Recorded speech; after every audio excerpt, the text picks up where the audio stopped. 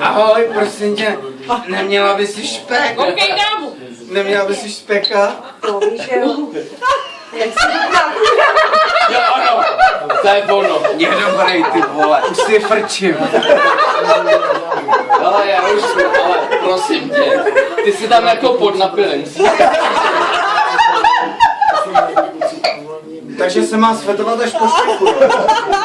Ale ty si hráš špeku na někdo jiný. Musíš takhle, musíš takhle. Jelikož špek, počkej, jelikož špek. Jo, jelibo. Daj, abych řekla, jeli bože Bírko. Ten špek je fakt lepší. Takový nejjednější.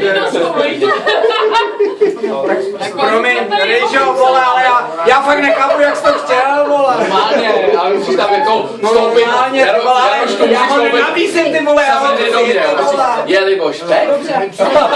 Ne, to by každý šel na špek. Ale tady špek nejde. Ryžo, já ten špek nenabízím, ty vole, já ho chci. No tak nemůžeš říct, jelibo špek. Jelikož špek. Ale nemůžu přece říct, jelibo špek, když ho chci. To je Je. Co je? Špek je nedostatkový zboží. Chápeš? Já musím prosit, aby mi ten špek dala, ty vole. No tak jelikož špek a ona ještě řekne jo, mám. Kde bych je vzala? Kdyby ho vzala, ty vole. Vole, ty si, vole, No to Ryžo, je fakt divadlo, myslíš, to že je to je všechno zadarmo, ty vole. No jasně, to zadarmo. Člověk hraje se vůbec není. Hra. Kapka.